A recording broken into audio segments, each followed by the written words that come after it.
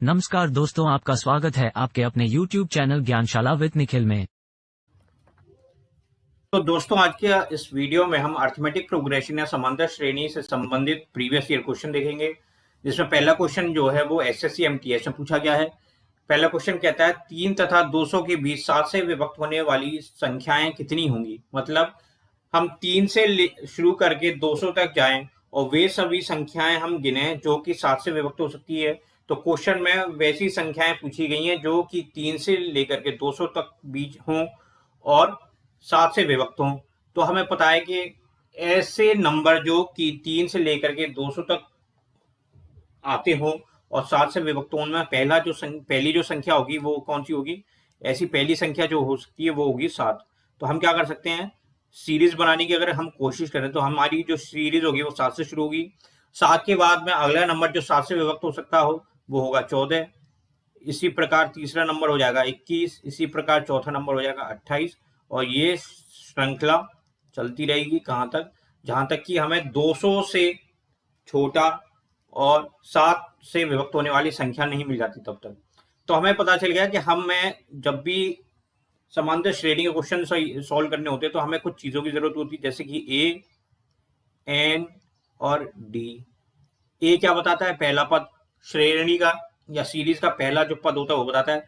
तो हमें पता चल गया ए की वैल्यू क्या हो गई 7, क्योंकि ये सीरीज जो है वो 7 से शुरू हो रही है तो ए हो गया 7।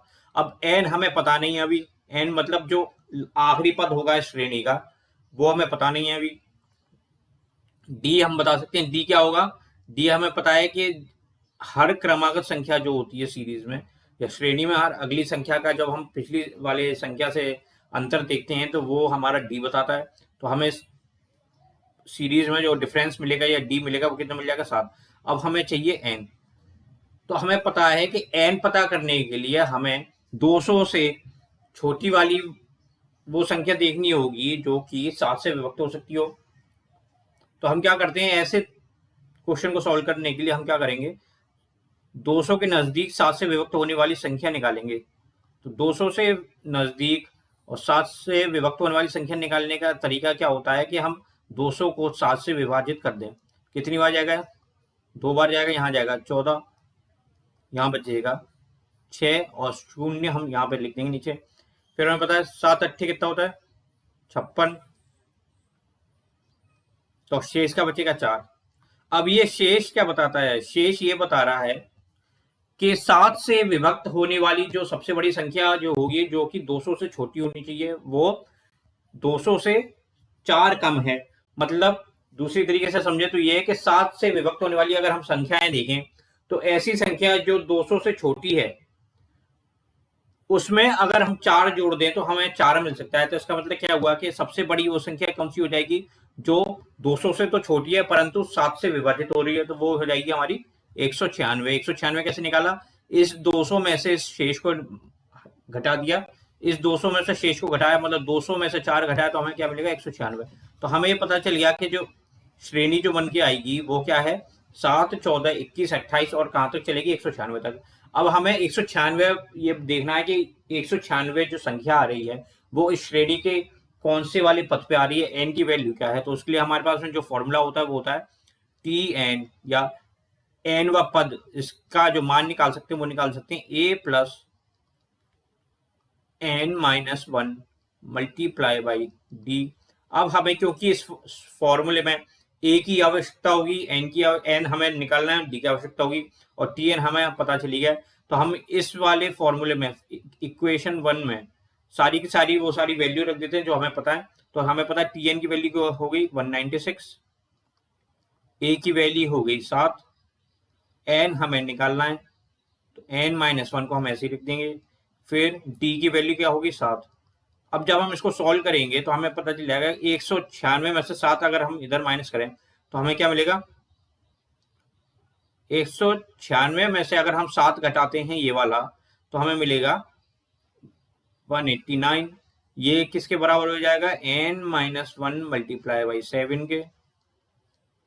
फिर हम n माइनस 1 की अगर वैल्यू निकालेंगे तो इस 7 को यहाँ डिवाइड करेंगे तो कितना आ जाएगा 189 डिवाइडेड बाय 7, इसकी वैल्यू क्या हो जाएगी n माइनस 1 के। ये कितना निकल के आएगा, ये आएगा 7 से ये 2 बार कटेगा और बचेगा, फिर शेष बचेगा 4, फिर बचे 49, तो 7 7 49, तो n-1 की वैल्यू क्या हो गई 27। n की वैल्यू हमें चाहिए तो ये -1 को इधर लेके जाएंगे तो कितना हो जाएगा, n की वैल्यू क्या हो जाएगी 28। -1 जब 27 की तरफ जाएगा तो +1 हो जाएगा, 27 में 1 जोड़ेंगे तो 28 मिलेगा। इसका मतलब क्या हुआ कि 196 जो है वो दी गई सीरीज या जो क्वेश्चन में हमसे सीरीज पूछी उसका 28वां पद है। और यही हमें बताना था कि कुल कितने पद होंगे। तो ऐसे संख्याएं जो 7 से विभक्त हो सकती हों या 7 से विभाजित होती हैं और वो 3 से लेकर के 200 तक हैं होंगी, वो कितनी हो जाएंगी 28। तो हमारे इस क्वेश्चन का आंसर हो जाएगा ऑप्शन बी 28। अब हम चलते हैं अपने अगले क्वेश्चन की ओर। अगला क्वेश्चन क्या है, अगला क्वेश्चन जो है वो एमबीए कैट, एमबीए के लिए जो एंट्रेंस एग्जाम होता है जिसको हम कैट के नाम से जानते हैं, उसमें 2002 में पूछा गया था। इसमें अंश में और हर में, न्यूमरेटर और डिनोमिनेटर में 2 सीरीज दे रखी हैं। तो हमें सबसे पहले तो ये पहचानना है कि ये दोनों सीरीज क्या समांतर श्रेणी अर्थमेटिक प्रोग्रेशन में है। उसके लिए मैंने बताया था कि हमें हर अगली संख्या को पिछली वाली संख्या से माइनस करना होगा या अंतर देखना होगा। अगर ये अंतर सभी संख्याओं में समान आता है तो इसका मतलब क्या होगा कि दी गई जो श्रेणी है वो समांतर श्रेणी होगी। तो हमने देखा कि अगर 3 से 5 में से 3 घटाएंगे तो 2 मिलेगा, 7 में से 5 घटाएंगे तो 2 मिलेगा, 9 में से 7 घटाएंगे तो ही 2 मिलेगा। इसका मतलब क्या है, ऊपर वाली जो श्रेणी में जो अंतर आ रहा है वो तो समान आ रहा है। इसका मतलब क्या हुआ कि ऊपर वाली श्रेणी तो हमारी समांतर श्रेणी या अर्थमेटिक प्रोग्रेशन होगी। अब हम देखेंगे तीसरी बार, नीचे वाली जो दे रखी हर में जो दे रखी है, डिनोमिनेटर में जो सीरीज दे रखी है उसको देखेंगे। उसमें अगर हम देखें तो 8 में से 5 घटाएंगे तो 3 मिलेगा, 11 में से 8 घटाएंगे तो भी 3 मिलेगा। तो इसका मतलब क्या हुआ कि ये भी जो हर में जो दे रखी है, डिनोमिनेटर में जो सीरीज दे रखी है, ये भी एक अर्थमेटिक प्रोग्रेशन या समांतर श्रेणी है। अब हम देखते हैं अपने अगले क्वेश्चन, आगे क्या कहता है क्वेश्चन।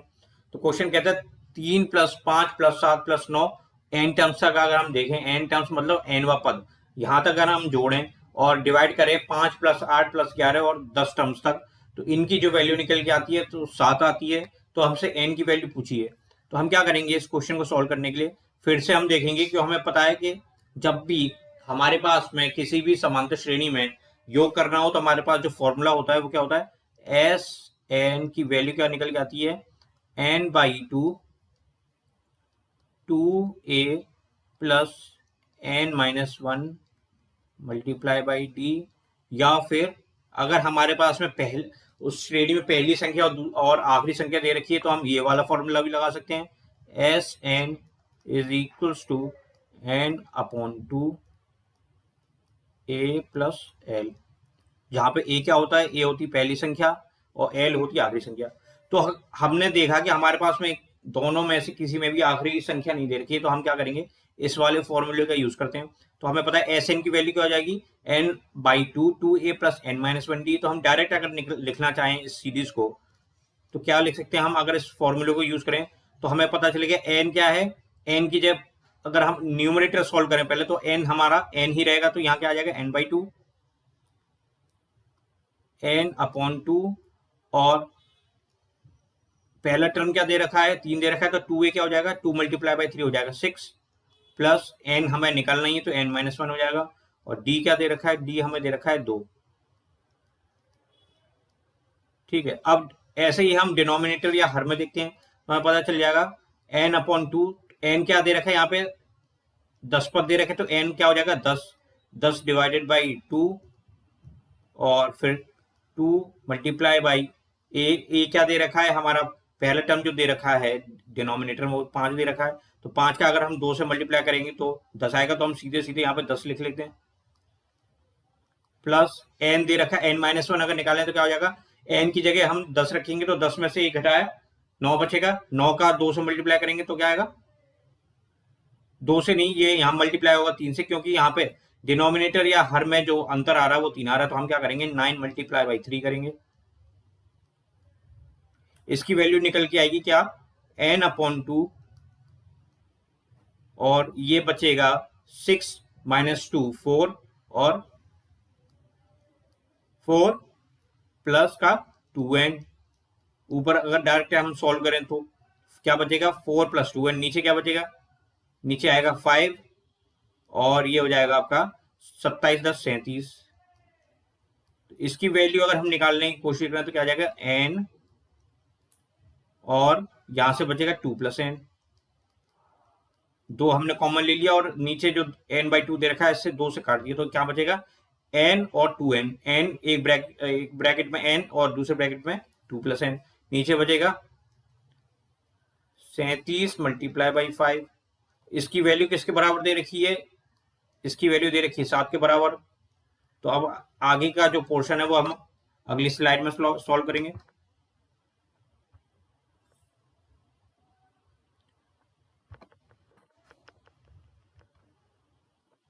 तो हमने देख लिया था क्या आया निकल के हमारे पास में n और 2n + 2 + n। तो हमने देखा n 2 + n अपॉन 37 × 5। 37 × 5 की वैल्यू कितनी निकल के आई? 7। ठीक है, तो अब हम क्या करते हैं, इसको और सॉल्व करेंगे। तो हम ऊपर अगर सॉल्व करें न्यूमरेटर तो क्या बनेगा?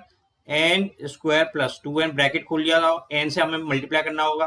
तो n से जब 2 को मल्टीप्लाई करेंगे तो 2n आएगा, और प्लस जब n का n से मल्टीप्लाई करेंगे तो n² आ जाएगा। ये किसके बराबर आ जाएगा? ये 37 × 5 को अगर हम 7 से मल्टीप्लाई करें तो कितना आ जाएगा? 37 × 35। 35 कैसे आया? 35 आया जब हम इस 5 का 7 से गुणा करेंगे तो 7 × 5 = 35 हो जाएगा। वो 35 मैंने यहाँ लिख दिया। अब मैंने इसको आगे इसलिए सॉल्व नहीं किया दोनों मल्टीप्लाई क्योंकि मुझे पता है कि ये एक द्विघात समीकरण या क्वाड्रेटिक इक्वेशन बन रही है, तो कहीं ना कहीं हमें इसके फैक्टर निकालने होंगे। फैक्टर निकालने फिर डिवाइड करना होगा।